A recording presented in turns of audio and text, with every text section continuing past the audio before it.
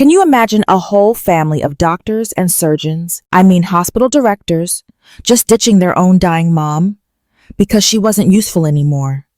That was my life 3 months ago. While my mom was dying at Seattle Presbyterian, my brother Brandon was doing his 200th surgery just 3 floors above her. My sister Rachel, she was in a board meeting just 2 blocks away. 47 family members, all in medicine, and not a single one could spare an hour for the woman who made them all successful. They didn't even send flowers. Just nothing. It was like she was already gone from our family's history. But they had no idea. Mom had been planning this for 15 years. That letter the nurse gave me right after Mom passed. It wasn't just a goodbye note. It held the keys to the $340 million medical empire they all thought was theirs. My name's Megan Sullivan. I'm 34, and I'm about to tell you how my mom's last letter made me the family screw up their absolute worst nightmare. If you're watching, hit that subscribe button and drop a comment about where you're from. In Seattle, the Sullivan name means something in the medical world. For 3 generations, our family has been full of surgeons and hospital bosses, medical researchers too. My grandpa started the Sullivan Medical Group back in 1954. He built it from one little clinic into a $340 million healthcare empire with 12 locations all over Washington. Then there's my brother Brandon. He's 42, the golden boy, a heart surgeon at Seattle Presbyterian, doing over 200 surgeries a year. Our family home, the walls are covered with his awards. Top 40 under 40. Surgeon of the Year pictures with senators, governors, you name it. Every single family dinner, someone had to ask about his latest amazing surgery. And my sister Rachel, she's 38. She runs the biggest private hospital in Seattle like a drill sergeant. She took a failing hospital and made it profitable in just 18 months. The board acts like she can do no wrong. At our family dinners, she'd just drop things like, "Oh, I had lunch with the mayor," or talk about her guest lecture at Harvard. And then there was me, the Wharton MBA who picked business over medicine. I built algorithms, not operating rooms. And to my family, my job as a director at a Fortune 500 tech company was a total joke. Anyone can play on a computer, Brandon would always say, but can you hold a real heart in your hands? The funny thing is, while they were saving one life at a time, I was building AI that could find rare diseases in millions of people at once. But in my family, if you're not wearing a white lab coat, you're basically invisible. So the big question was, why did Mom want to spend her last moments with me, the failure and not her perfect kids? Christmas of 2023 really showed me my place in the family. The yearly Sullivan Christmas party at Brandon's mansion in Bellevue was pretty much a medical conference for us. All 47 relatives, every single one in healthcare, just stood around bragging about their jobs and telling surgery stories. When I got there, the seating chart said it all. Brandon stuck me at the kids' table. No joke. I was stuck between my 8-year-old nephew and my 10-year-old cousin eating off a paper plate. The adults were 20 feet away with the good china. Well, at least the kids might have a future in medicine, Brandon announced, raising his glass for a toast. He pointed right at the kids' table. Unlike some people who just waste their potential on, what is it you do again? Megan Instagram stuff. The whole room just exploded with laughter. All 47 of them like a choir. Their laughing bouncing off the high ceilings. Then Rachel jumped in. Remember when Megan wanted to be a doctor? Thank God she learned her limits early on. I just smiled and nodded, playing the part they gave me. But they had no idea that just 3 hours before, I'd signed a $500,000 consulting contract with Tech Venture Partners to handle the IPO strategy for their healthcare division. My bonus from that deal alone was more than Rachel's entire yearly salary.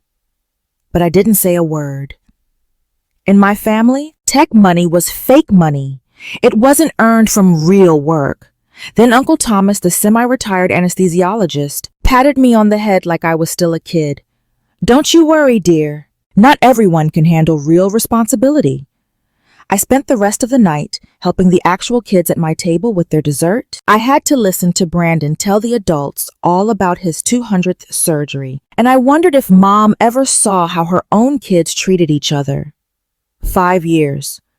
That's how long I'd been the Sullivan Medical Group's free IT help. I was stupid enough to think that if I helped them with my skills, I'd finally earn a seat at their table. Like when their whole patient system crashed back in 2019. Guess who Brandon called at 2 a.m? Me. I worked for 70 hours straight, rebuilding their entire system. I put in security that stopped a ransomware attack that hit 3 other hospitals in Seattle. Those other hospitals lost millions. The Sullivan Medical Group didn't lose a single cent. And when Rachel needed to update her hospital's diagnostic systems, I built them an AI triage system that cut wait times by 40% and made diagnoses 23% more accurate. It saved 18 lives in the first month. Real documented lives saved because of the tech I created. 2,000 hours of my work over 5 years. And I got 0 mentions in their reports, 0 credit at board meetings. When the Seattle Times wrote an article praising their innovative digital transformation, Rachel told the reporter, "Oh, we hired the best consultants money can buy. She never paid me a single dollar. It's just family helping family." That's what Brandon would say anytime I sent an invoice. You wouldn't charge your own family, would you? Besides, just think of it as your contribution to real medicine. The math was simple. 2,000 hours of my time, millions of dollars saved. And 0 recognition. That's what I was worth to the Sullivan family. Then an email came. It was a week before Mom died. "Megan, we need to talk about your future. Come by yourself. Don't tell your brother and sister."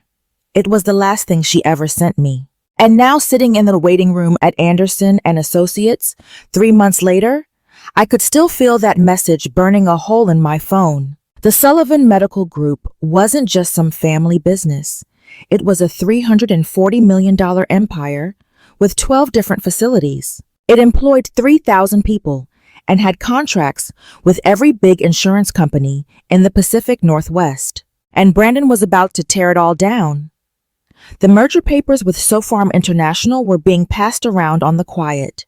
Brandon thought he was being sneaky, but I'd already seen the deal during one of my free consulting sessions. They were offering $180 million for a 51% stake, not even half of what the company's worth. And the catch, Brandon would get a $50 million finder's fee on the side. And Mom's whole vision of community health care, it would just get turned into some money-grubbing machine. 70 years of our family's legacy built by my grandparents' hard work and my mom's genius, all about to be sold off for Brandon's big payday. The 2 free clinics Mom personally funded would be shut down in 6 months. The charity ward she insisted on keeping, it'd be turned into luxury suites. Everything my mom, Catherine Sullivan, had built would be torn apart for a better quarterly report. And if I just stayed quiet, I wasn't just going to lose money. I was going to lose the last piece of my mother left in this world. Her belief that medicine was for everyone, not just the rich. But if I said anything, it was going to be an all-out war. Brandon had the board wrapped around his finger with his charm and threats. Rachel just scared everyone into loyalty. They had 47 family members who would back them up, no questions asked. All I had was my laptop and a plan, and whatever Mom hid in that safety deposit box at Chase Private Banking. The stakes were pretty clear. $340 million, 3,000 jobs, Mom's legacy, and my last shot to prove I actually belonged in this family. Not just as the forgotten tech sister, but as a real Sullivan heir. Mom's letter was on her personal stationery, that expensive cream-colored paper she only used for important things. Her handwriting, which was usually so perfect, was shaky from her last few days. "My dearest Megan, if you're reading this, it means I'm gone. And you're probably alone right now while your brother and sister fight over what they think I left them. They see the medical equipment and the operating rooms. I always saw the big picture, the strategy. They saved hundreds of people. You're going to save millions. For 15 years, I watched you build empires out in Silicon Valley, while your siblings were just building up their egos in the OR. Every time they blew off a family dinner, every time they brushed off what you'd accomplished, every Christmas you were stuck at the kids' table. I saw all of it, and I made a plan. The key with this letter opens box 447 at the downtown Chase private banking branch. Inside, you're going to find some papers that will change everything. These 5 people are the only ones you can trust. Number 1, Michael Anderson, the estate lawyer. Number 2, Daniel Mitchell, the CEO of Tech Venture Partners. Number 3, Ashley Davis, your wealth advisor at Chase. Number 4, Dr. Richard Williams, an independent board member. And number 5, Elizabeth Thompson from the SEC. Your brother and sister have no idea about the $12 million trust fund I set up for you back in 2009, or the 35% of Sullivan Medical I've been holding for you in a blind trust. They've been running things thinking Brandon's 20% gave him control. They couldn't be more wrong. Don't show your hand until the shareholders' meeting. Let them expose themselves in front of everyone. When it's time, you'll know it. Remember, they think they're gods of traditional medicine. It's time to make them kneel in their own church. All my love, Mom. Reading the letter, it felt like she was speaking right to me. Her mind was always 3 steps ahead of everyone else. Even from the grave, Catherine Sullivan was playing chess, and her kids were still playing checkers. If you've ever felt like your own family just doesn't get you, type I relate in the comments. Make sure you subscribe and hit that bell, because you're not going to want to miss the showdown that's about to happen. This story is going to show you that sometimes the people closest to you are the ones who understand you the least. Anderson and Associates had the whole 47th floor of the Columbia Center. Their conference room had an incredible view of Elliott Bay. At 9 a.m., sharp, I walked in and found 47 family members already there, all buzzing about medical jargon and the stock market. Brandon stood at the head of the table, looking every bit the top dog surgeon. You don't need to be here, Megan. Mom invited me. I held up her letter. Mom was on a lot of meds. Rachel cut in from her spot right next to Brandon. She wasn't exactly in her right mind. Morphine doesn't make you forget your own kids. I took the only seat left, all the way at the end, of course. Brandon's jaw got tight. What could you possibly add to a discussion about medical assets? I'm here to listen. Then listen from the hallway, he said. This is for stakeholders only. I'm family. Family? Brandon laughed, but it was a cold sound. For 15 years, what have you contributed? What surgeries have you done? How many lives have you saved? Are you published in any medical journals? The room got dead silent. 47 pairs of eyes turned to watch me get taken apart. This was Brandon's world, and he was about to publicly carve me up. You're right, I said quietly. I haven't saved lives in an OR. Exactly. Rachel gave me a smile that could have frozen Seattle Bay. So why make a fool of yourself? Michael Anderson cleared his throat from the doorway. Perhaps we should begin. Mrs. Sullivan was very specific that all named parties must be present. Brandon just waved his hand. Fine.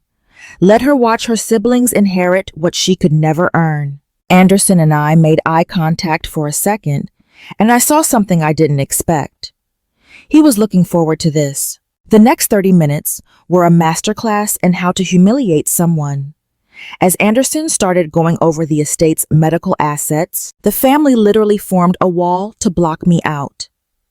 My cousin Ashley, the same pediatric surgeon I helped get into Johns Hopkins with my recommendation letter, moved her chair to block my view of the presentation. Maybe you should check your emails, she whispered. This is all really complex medical finance talk. Then Uncle Thomas, whose son I tutored through calculus, stood up and deliberately closed the blinds right behind me. The glare must be bothering those of us doing important work, he announced to the room, leaving me in the shadows while the rest of them stayed in the light. When Anderson brought up the hospital's new wing, Rachel interrupted. That's the Brandon Hodges Cardiac Center, named for a real contributor to medicine. She looked straight at me. Some of us build legacies, others just exist. And just like that, 47 backs turned toward me all at the same time. They made a solid wall of white coats and smug faces, leaving me totally alone at my end of the table. The message was loud and clear. You don't belong here. I pulled out my phone not to check emails, but to hit record. The SEC would be very interested in the merger talks Brandon thought were private. Anderson just watched it all go down, scribbling notes in his leather binder. When Brandon started bragging about some international deal, he'd locked down Anderson's pen, moved even faster. When Rachel mentioned firing people to save money, he underlined something twice. Before we continue, Anderson said, cutting in, I should mention that Mrs. Catherine Sullivan left another document to be read after the main will. Brandon stopped cold. What other document? Brandon's calm finally cracked. He stormed down the conference table right toward me. Every step echoed on the marble floor. Let's settle this privately, he said, pulling out his personal checkbook. $50,000 cash today. You leave right now, and you never show your face at another family business meeting. The room got dead quiet. This was Brandon's move, throwing money at problems to make them disappear. That's generous, I said, not even looking at the check he was writing. More than generous, Rachel added. She popped up right at his shoulder. It's $50,000 more than you deserve. Take it and walk away with a little dignity. Or stay, Brandon continued, and get nothing. You're not getting any of Mom's medical assets. Anderson can confirm that, right? Anderson nodded slowly. The medical assets are specifically designated. Yes. See? Brandon ripped the check out with a snap. 50,000 or zero. Choose wisely, little sister. Cousin Ashley laughed from the back. That's probably more than she makes in a year doing. What is it she does? Social media. I stood up slowly and looked Brandon right in the eye. I'm staying. His face turned beet red, the same color it got during his famous operating room tantrums. Mr. Sullivan, Anderson interrupted. His voice cut right through Brandon's boiling anger. Maybe we should talk about that other document now. It's about certain assets that have nothing to do with the medical business. Rachel's eyes narrowed.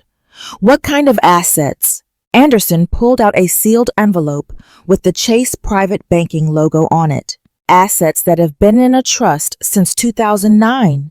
Assets that technically already have an owner. Brandon's check fluttered to the table. He was floored. What the hell are you talking about? My phone buzzed. An incoming call from Daniel Mitchell, the CEO of Tech Venture Partners. The timing was no coincidence. Daniel was one of the 5 names in Mom's letter. I need to take this, I said, putting it on speaker. Hi, Daniel. Megan. Perfect timing. The board just approved the IPO. We need your signature as our strategic advisor by noon. Can you swing by? The valuation came in at $2.3 billion, mostly thanks to your healthcare AI plan. Brandon scoffed loud enough for Daniel to hear. Is this a joke? Some kind of startup stunt? I'm sorry, who is that? Daniel's voice got sharp. Megan, are you in a meeting? Family stuff, I said. I'm with my brother, Dr. Brandon Sullivan. The Brandon Sullivan who's pushing that Sinal Parma merger. The one that'll wreck community healthcare all over Washington. Brandon Sullivan. The room got dead quiet. You could feel how much Daniel hated him even over the phone. Brandon's face got dark. Megan's been giving us advice on the healthcare shakeups, Daniel went on. She saw your merger coming 6 months ago. Called it just typical greed from the old medical guard. Her plan is the reason 3 big tech companies are about to jump into the Seattle healthcare scene. And by the way, Megan, the board, just approved your shares. That's another $5 million in your pocket right now. Rachel gripped the edge of the table. $5 million? I cut in. Sorry, Daniel, I'll call you back. I hung up. Brandon laughed, but it didn't sound real. That's just tech money. It'll all be gone in a year. Anderson cleared his throat. Speaking of money that isn't going anywhere, How about we talk about the trust fund Catherine set up back in 2009? The room suddenly felt 10 degrees colder. Anderson carefully opened the sealed envelope. He pulled out a paper with a gold seal from Chase Private Banking. It was thick official. You couldn't ignore it. Mrs. Catherine Sullivan made some financial plans that she kept from the family. Anderson started, his voice sounding dead serious, like a judge reading a sentence. These plans were made long before all the medical buyouts you've been talking about. Brandon stepped up. What plans? I'm in charge of her estate. I'd know about this. You're in charge of her medical estate. Anderson corrected him. This is something else completely. Rachel whipped out her phone and started typing like crazy. I'm calling our lawyers.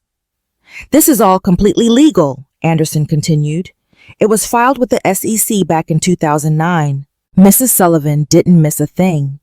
She set up a trust, moved money, and got everything ready for today. What kind of preparations?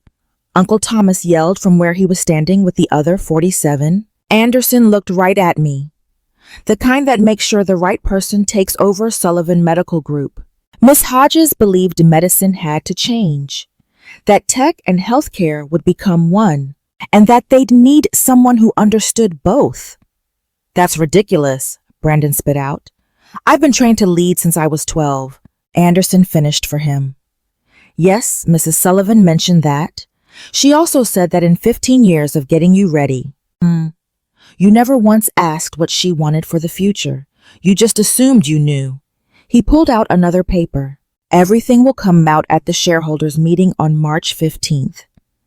That's what Mrs. Hodges wanted. The Fairmont Olympic Hotel, 2 p.m. I expect to see you all there. Brandon's hands balled into fists. What are you hiding? Nothing. I'm just following Eleanor's timeline. March 15th was a typical gray, drizzly Seattle day. But inside the Fairmont Olympic Hotel's ballroom, the air was buzzing. 300 people packed the room. Shareholders, reporters from medical journals, people from Reuters and Bloomberg, and every important healthcare exec in the Pacific Northwest. Brandon set this whole meeting up to be his big moment. There were banners everywhere that said Sullivan Medical Group, the future of healthcare. He was on stage in his best Italian suit with a wireless mic clipped to his lapel like it was some kind of medal. Ladies and gentlemen, he started, his voice sounding like a guy who's never lost a patient. The Sullivan family's been taking care of Seattle for 3 generations. My grandpa started with 1 clinic. My mom built it up to 12. And now with me in charge, we're ready to go global. The crowd clapped. I was sitting in the back, a manila folder on my lap, just watching Brandon sell his dream of a medical dynasty. The Sullivan family, he went on, pointing to Rachel next to him, is full of dedicated medical professionals. My sister Rachel, who made Cascade Private Hospital profitable, and me.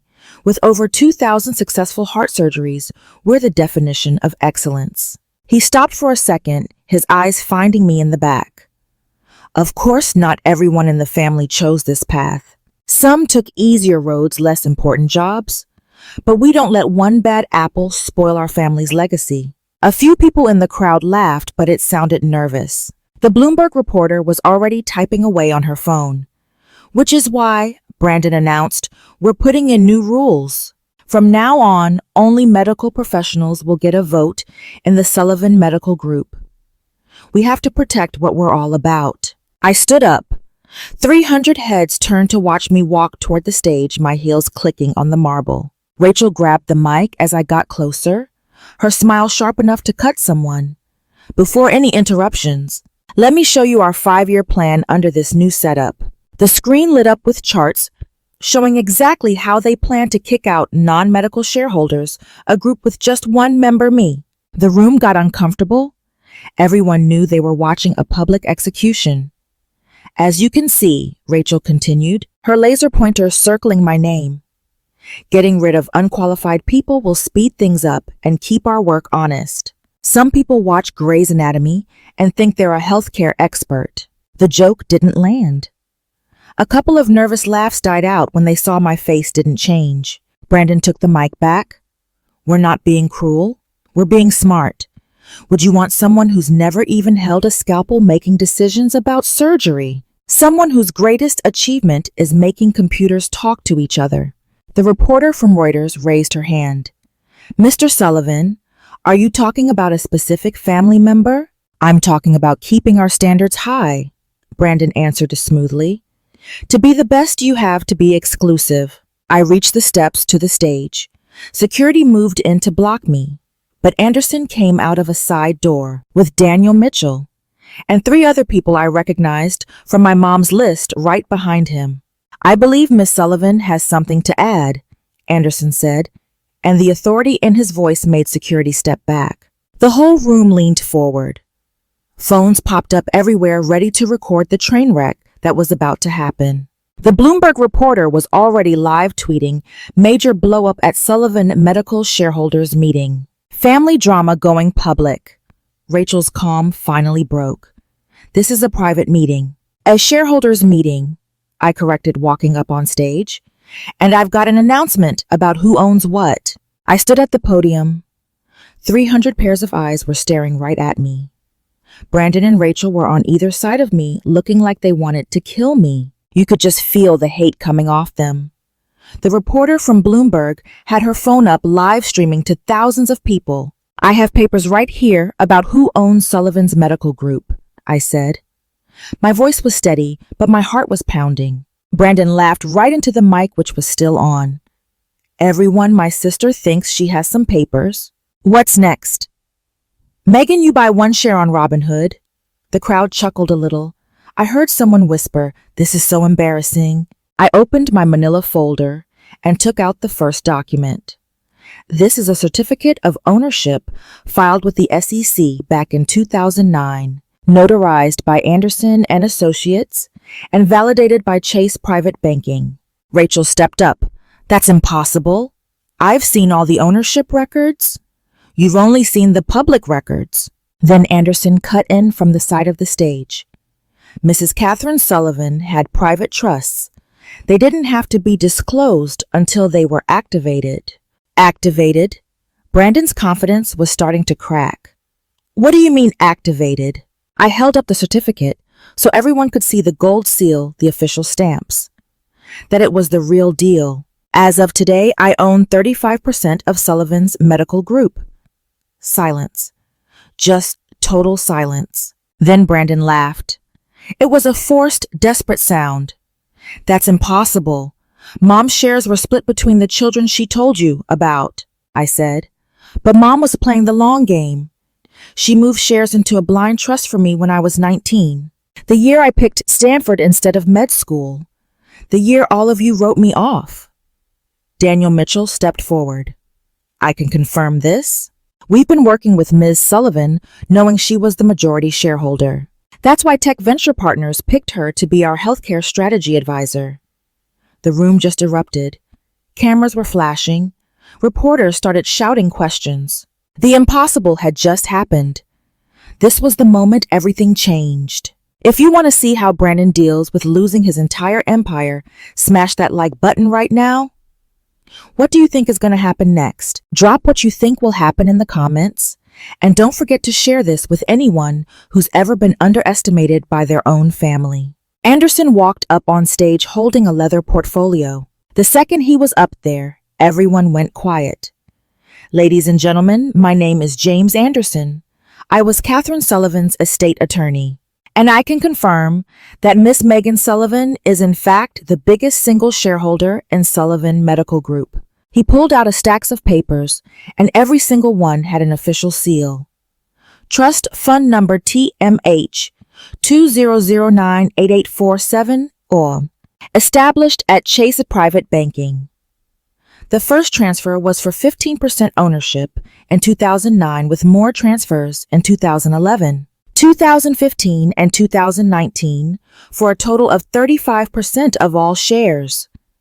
The math was simple and it was brutal. Brandon owned 20%.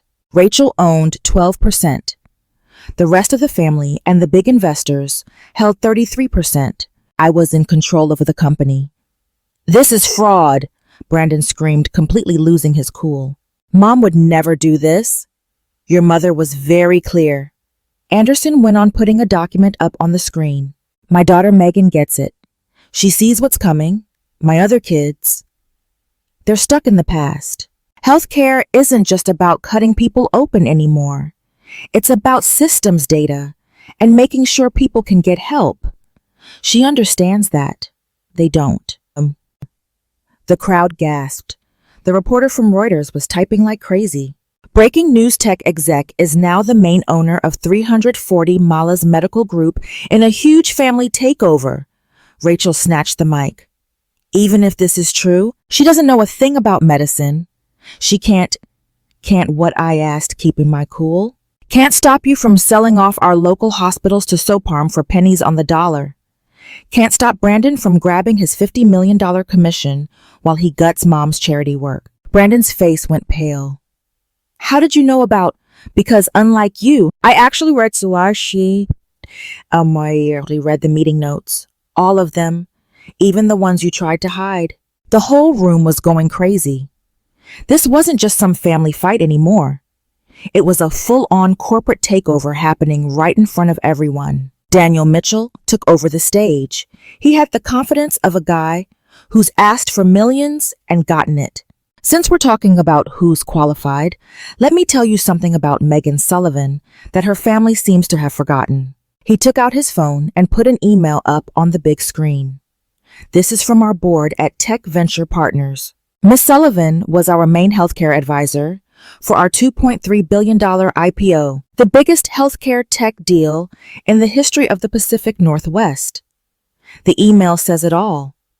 Megan Sullivan's vision boosted our company's value by 40%. Her AI systems for healthcare are now being used by 16 major hospital networks. Goldman Sachs called her the brains behind modern healthcare.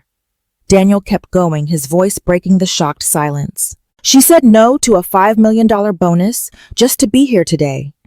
Google, Apple, and Amazon all tried to steal her away with 7-figure offers. She turned them all down to stay here in Seattle, trying to save her family's company from the inside. That's just tech money? It's not real, Brandon started. Real enough to save 12 small-town hospitals from shutting down last year. Daniel cut him off. Her diagnostic programs have found rare diseases in over 10,000 patients who would have died waiting for a normal diagnosis. How many lives have your surgeries saved, Dr. Sullivan? 2,000. She saved 5 times that many people with a computer. The reporter from Bloomberg stood up. Mr. Mitchell, are you saying Miss Sullivan has been running some secret healthcare operation? I'm saying she was building the future while her family was stuck trying to protect the past, Daniel answered. The only reason a huge tech company hasn't bought Sullivan Medical Group already is because Megan told us to hold off. She wanted to protect what her mother built. Rachel just collapsed into a chair. It was all sinking in. I took out Mom's last letter, my hands steady even though I was a wreck inside. Before we vote, I think the shareholders need to hear what Catherine Sullivan really wanted. The room went completely quiet as I started to read.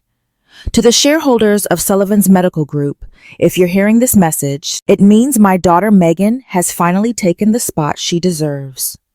For 15 years, I watched my other kids, the doctors, write her off because she chose computers over scalpels. They never got that she wasn't leaving medicine behind. She was pushing it forward. While Brandon was in surgery, Megan was designing systems so people wouldn't need surgery at all. While Rachel was running one hospital, Megan was building platforms that could run hundreds of them. They saved lives in operating rooms. She saved lives on a huge scale. I gave 35% of the company to Megan, not because I was playing favorites, but because it was a strategy. The future of healthcare isn't scalpels. It's systems. It's not about one brilliant person. It's about intelligence that everyone can access. Brandon and Rachel are experts in what medicine used to be. Megan understands what medicine needs to become. The charity programs, the free clinics, all the community work, those weren't just tax write-offs. They were the heart of what we do. Any merger that threatens them betrays everything we've built. Any leader who puts profits before patients has forgotten why we started this. Megan never looked for your approval because she didn't need it. She had mine. And now she has the power to make sure Sullivan Medical Group serves the future, not just the past. Trust her vision. I did. Catherine Sullivan.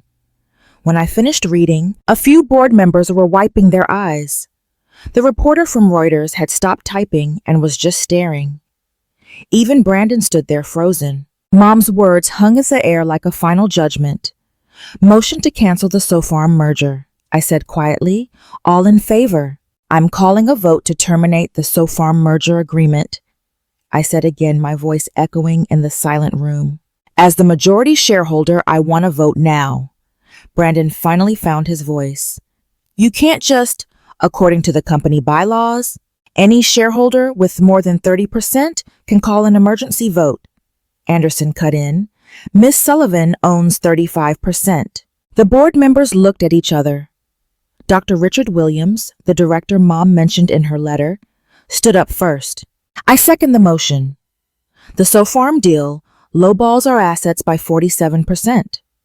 I've been saying this for months, but Brandon refused to listen. I asked all in favor. Hands went up slowly at first, then like a wave. My 35%, Williams's 8%. 3 big investors holding a combined 15%. Even some family members, free from Brandon's grip, raised their hands. The motion passes with 58% approval, Anderson announced. The SoFarm merger is terminated. Brandon's face went from bright red to a dark purple. That's a $50 million commission you were about to get for selling out Mom's legacy, I said. The SEC filing you signed has a clawback provision. Any terminated deal means you personally owe the company $3 million for costs we've already paid, Rachel gasped. Brandon, you said there was no risk. There wasn't, he sputtered. Until I used my legal rights as the majority shareholder. I pulled up another document on my phone. Speaking of which, I make a motion to remove Brandon Sullivan as CEO for breach of his duties. The SoFarm deal violated 3 board rules about protecting our charity operations. The vote was quicker this time, 62% in favor. Motion carries, Anderson announced.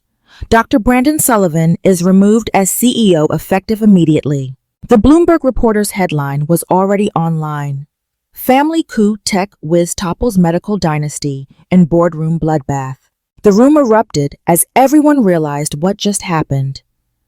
Brandon just stood at the podium, completely stunned. His whole world was falling apart right in front of him. The board members were already shifting sides, picking the new winner. Dr. Williams grabbed the mic. We need someone in charge right now. I nominate Megan Sullivan for strategic board chair. I second that, yelled Ashley Davis from Chase Private Banking. We've been watching Miss Sullivan's moves for 15 years. She's more than ready. She's not even a doctor, Rachel mumbled. Neither was Steve Jobs. And look what he did for health tech, Williams shot back. The strategic board chair doesn't need a medical degree. They need vision. Let's vote. It was a landslide. 71% said yes. Even some of my own family who hadn't spoken to me in years raised their hands once they saw who was winning. And another thing I said, taking over the meeting. Rachel will keep her job running Cascade Private Hospital. But from now on, she answers to the board, not the CEO. Any problems with that? Rachel looked like she wanted to fight it, but she knew it was no use. No, she whispered. Now about the new CEO position, I went on. We'll do a national search. But I'll tell you this. It won't be someone who cares more about money than patients, or who you know over what you know. A reporter from Reuters put her hand up. Miss Sullivan, what's your first move? Putting the Catherine Sullivan Community Care Initiative into action. It's a $30 million investment in free clinics and AI tech to diagnose people in neighborhoods that need it most. It's what my mom wanted, mom wanted, and it's what Seattle needs. The room just burst into applause. But not my family. They just stood there, completely shocked. The applause was from the big investors, the doctors and nurses Brandon always shut down, and the reporters who knew they were watching history being made. Brandon finally said something. His voice was empty. "You planned this." After that, the meeting just fell apart, with reporters scrambling to get the story out, board members making calls, and my family huddled in little groups, just stunned. That's when Brandon cornered me in the hallway. "You planned all of this," he said again. His surgeon's hands balled up into fists. This whole thing was a setup. I didn't plan a thing, I said, keeping my cool. Mom did. I'm just finishing what she started. Rachel walked up her expensive heels, clicking on the floor. "How long have you known about the shares?" "Since the day she died." "But you two have been writing me off for 15 years. You think that would have changed if you knew I had some power?" "We're family," Brandon said, like that word suddenly meant something. "You could have told us." "Right. Like you told me about the Sanao Palm deal, or like you ever invited me to a board meeting, or even admitted I built the company's whole digital system." I took out my phone and showed them an email folder. 500 emails over 5 years. Me begging to be a part of things to help out. You answered exactly 0 of them. Rachel's face fell. We just thought you were happy with your tech job." I am. But I wanted to be part of the family legacy too. You two made it pretty clear that only mattered if you were a doctor. So I went and built my own legacy. And Mom saw that, even if you couldn't. Then Brandon tried one last desperate move. "The family's never going to accept you. They just voted for me 71%. I cut him right off. "They accept success." "Brandon, they always have. You taught me that." I turned to leave, then stopped. "Your things will be packed up and sent to your house. Don't even try coming to the executive floor. Security already knows." I could feel them staring as I walked down the hall. In less than 48 hours, the story blew up all over the financial and medical news. Forbes ran a whole feature, "The $50 million Mistake," how arrogance cost a CEO everything. The article explained how ignoring his sister's expertise cost Brandon not just the CEO job, but 3 other board seats too. When word of his failed merger got out, the stock market reacted instantly. Sullivan Medical Group shares shot up 18% in 2 days, adding $61 million in value. CNBC called it the biggest family business drama since the Murdochs, and they showed a split screen of Brandon's arrogant quotes from the meeting next to me, calmly announcing, "I own the majority." Bloomberg's analysis was just brutal. Brandon Sullivan spent 15 years building a medical empire on who he knew and his own ego. It took his sister 15 minutes to tear it down with facts and legal papers. In 1 week, 5 buyout offers hit my desk, all from major healthcare tech companies that smelled an opportunity. The biggest offer was from Amazon Healthcare, $520 million for the whole thing. I told them all no with one simple statement: Sullivan Medical Group isn't for sale. We're just getting started. The medical world's reaction was mixed, but it said a lot. The American Medical Association kept its mouth shut, but the Healthcare Innovation Council asked me to be the main speaker at their annual conference. My LinkedIn was flooded with messages from young doctors and med students, all excited about a future where tech and medicine actually work together. Brandon, meanwhile, was getting hit by a different kind of media storm. The state medical board announced they were investigating his merger deal, specifically if he cared more about his own pockets than his patients. 3 malpractice lawsuits that had been quietly buried suddenly came back to life.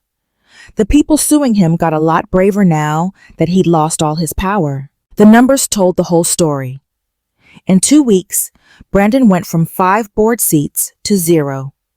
From a $50 million bonus to a $3 million debt. My phone basically became a museum of family fakeness. Within 72 hours of the meeting, all 47 relatives who ignored me for 15 years suddenly remembered I was alive. Cousin Ashley, the one who blocked my view at the estate meeting, texted me, "Always knew you were special. Let's get coffee and talk about opportunities at the pediatric center." I screenshotted it right next to her text from 2 years ago. Stop bothering me with your computer stuff. Uncle Thomas sent a stuffy email suggesting a strategic family partnership and mentioned how he'd always recognized my potential. This was from the guy who literally turned his back to me just 3 months earlier. I forwarded it to my assistant with one word: decline. The most pathetic one came from Brandon's wife, Amanda, who hadn't spoken a single word to me in 20 years. She called crying about their mortgage, their kids' private school tuition, and how much Brandon was suffering. I just reminded her about that Christmas dinner, the one where she loudly asked if I could even afford to chip in for the family gift. Only 2 of my cousins actually reached out to say congrats. Nicole, a nurse, who was always sweet to me no matter what the family said, and Kevin, a med student who'd secretly hit me up for career advice. They were the only ones I bothered to text back. I made a folder called Family's Fake History and saved every single message. My lawyer said to hang on to them for any legal trouble down the road, but I had other plans. They were my personal reminder of why you put up walls. The whole blocking spree took 5 minutes. 45 family members gone from my phone, email, and social media. Only Nicole and Kevin were left. My real family was Daniel Mitchell, my team from work, and the mentors who actually had my back. They were the ones who celebrated with me. I told Anderson, it's funny how a 35% ownership stake really jogs people's memories. He just smiled. After that, the dominoes fell fast and hard for Brandon. His whole medical empire just came crashing down for everyone to see. First to go were the board positions. Within just 2 weeks, Brandon was kicked off the boards of Seattle Presbyterian Cascade Medical Ventures and Northwest Surgical Associates. The official excuses were all over the place. Stuff like strategic restructuring and fresh perspectives. But everybody knew the real reason. His failed $50 million SOPARM deal showed he was the kind of guy who'd sell out healthcare for a payday. Rachel's problem was a little more complicated. An internal audit I called for found $2.3 million in shady payments at her hospital. Money meant for charity care was going straight to executive bonuses. She didn't get fired, but she took a demotion to deputy director instead of facing a full-blown investigation. Her Harvard guest lecture also got quietly canceled. The financial hit was huge. Brandon had already spent $8 million of his SOPARM commission on a new mansion in Bellevue. With the deal dead and no more CEO salary, he had to sell his penthouse and take a $2 million loss. The Seattle Times even ran a picture of the for sale sign with the headline, "How the Mighty Fall." His medical practice took a nosedive too. 3 partners at his practice officially asked him to take a long break after patients started demanding other surgeons. One patient told the news, "I don't want a guy who'd sell out healthcare operating on my heart." The final punch came from the IRS. The busted merger made them take a hard look at Brandon's old tax filings, especially some write-offs for medical research that looked a lot like family vacations. He was now on the hook for a $4.7 million tax bill plus penalties. In 14 days, Brandon went from the king of Seattle medicine to just another sob story about ego and greed, and about how stupid it is to underestimate your own family. While his world fell apart, mine was just getting bigger. The money told a story that proved me right, and nothing my family said could change it. My net worth shot up from $2 million to $78 million once the market saw what Sullivan Medical Group was really worth under me. The 35% stake my mom hid for 15 years was now worth more than everything Brandon and Rachel ever owned combined. I got 3 invitations for a TED Talk within a month. I said yes to one. When your family gives up on your future, we were building the future of healthcare no matter who doubted us. That video ended up getting 12 million views. Then Harvard Business School said they were doing a case study on the takeover. They called it the Hodges reversal when outsiders become ultimate insiders. They talked to me for 6 hours.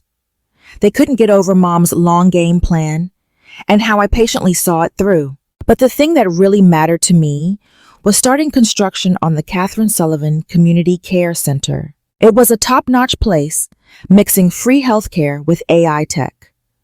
Hundreds of people showed up for the ceremony, even the governor. He said it was the future of getting good medical care to everyone. I was holding Mom's picture when I dug that first shovel of dirt. The numbers from my first quarter in charge said it all. Revenue was up 32%, and patient complaints dropped by 50%. And we kept every single one of the charity programs going 100%. The same family who made fun of my tech skills were now watching those skills turn their old stuck-in-the-mud company into a leader in new healthcare. Daniel Mitchell sent a card. It just said one thing: your mother saw what they couldn't. That healing is about more than just medicine. It's about creating systems so everyone can get it. I put that card in a frame right next to my MBA, my tech awards, and a picture of Mom. That wall used to feel so empty, filled with stuff my family never cared about. But now it finally told the whole story. 6 months after I took over, Brandon's lawyer called to set up a meeting. I said yes, but we were doing it my way. At Anderson's office, lawyers had to be there, it had to be recorded, and it would only be 30 minutes. When Brandon showed up, he looked small. His expensive suit was gone, replaced by something off the rack. That arrogant surgeon's walk was gone too. He sat across from me at the big table like he was on trial, not like the brother who used to run everything. I need to come back to the company, he started. Not as CEO, just as a surgeon. I have skills. You do have skills, I said. But Sullivan Medical Group doesn't need them. There are plenty of hospitals in Seattle. Try one of them. They won't hire me, and you know it. I know that's because of the choices you made, not mine. Rachel, who was on a video call, decided to try a different tactic. We're family, Megan.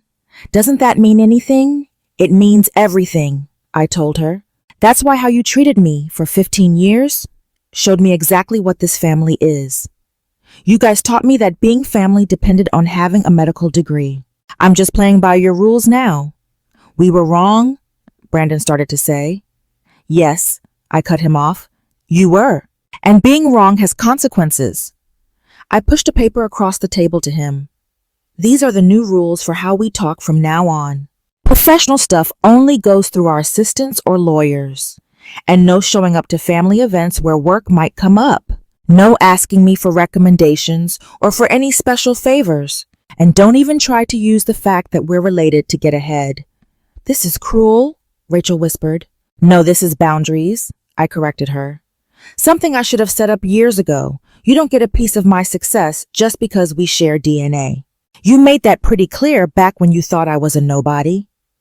The rules don't change just because I'm the one on top now. Anderson cut the meeting off right at the 30-minute mark. Brandon just got up and left without saying anything else. That second quarter proved one thing: knowing what you're doing is way more important than a fancy degree. Sullivan Medical Group had its best year in its 70-year history.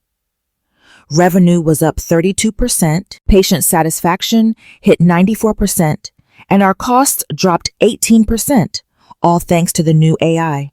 The Eleanor Sullivan Community Care Center treated its first 1,000 patients for free, and our AI caught 17 rare diseases the old screenings missed.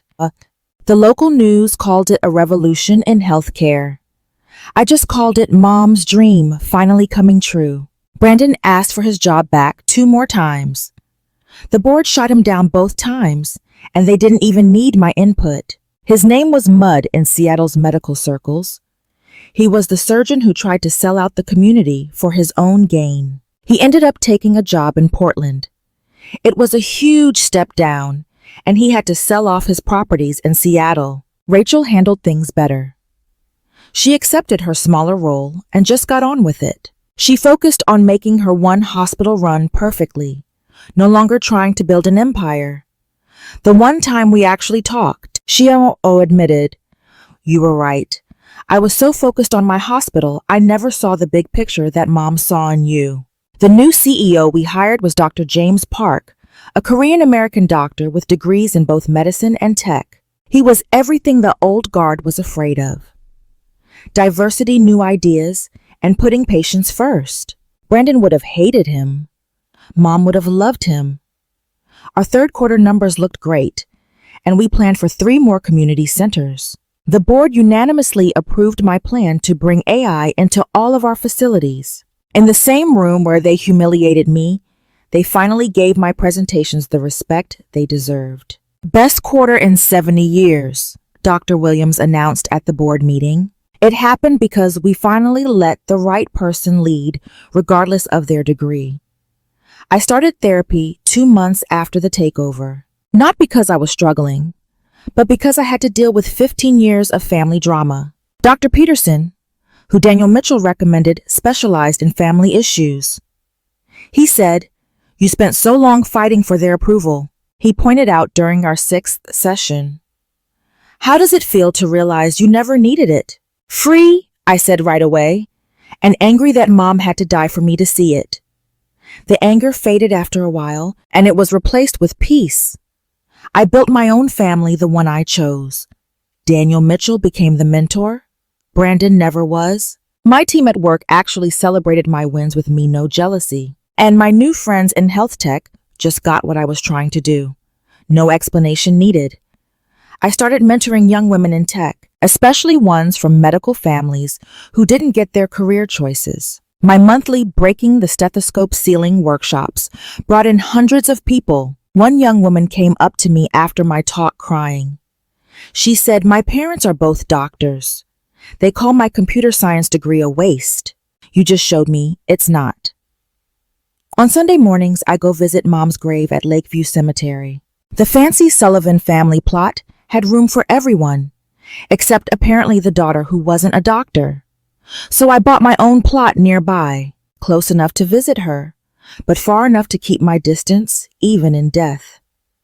I did it, Mom. I told her at her grave after the 4th quarter results came in. Maybe not how you planned it, but it's how it had to be. The company's doing great. Your charity is a reality. And I finally get what you were trying to teach me, that my worth has nothing to do with their approval. A year ago, I was alone with her when she died. Now, I'm alone because I choose to be. I finally get the difference between being lonely and just being by myself. Looking back, I see now that Mom's real gift wasn't the 35% of the company or the $12 million trust fund. It was her showing me, even in death, that family isn't just about blood. It's about who actually cares about you when you're not trying to impress them. For 15 years, I twisted myself in knots, trying to get a seat at a table that was never meant for me. I gave them my skills, my connections, all my hard work for free, just hoping that if I succeeded enough, they'd finally let me in. It never happened. In the Sullivan family, if you didn't have a stethoscope, your success meant nothing. But here's the thing I learned. When people show you their true colors, believe them the first time, not the 15th. Brandon and Rachel didn't just start treating me like dirt when Mom died. They were always like that. I just kept hoping they cared about me more than they cared about their image. The lines I drew into sand weren't about punishing them or getting revenge. It was about finally getting that some relationships are just a trade. And when you don't have what they want, you're nothing to them. But the second I had something they needed, power, money, connections, suddenly I was family again. That's not love. That's just them being users. Your worth isn't decided by people who only see you as useful. Sometimes the strongest thing you can do is just stop trying to earn love. That should be a given. You have to set your boundaries because you see things clearly, not because you're mad. Find your real family with the people who cheered for you before you had any power, not the ones who only showed up after. Success isn't about proving other people wrong. It's about finally believing in yourself. The Sullivan Medical Group is doing great. Mom's dream came true. And I'm okay with being the family black sheep who became the one to lead it. Sometimes that's just how the story is supposed to end. If this story hit home for you, if you've ever been the black sheep who turned into the success story, I want to hear about it. Type boundaries in the comments if you've had to draw a line with family who only saw your value when they wanted something. Subscribe for more stories about women who refuse to make themselves small for other people's comfort. And remember, your worth was never up for discussion.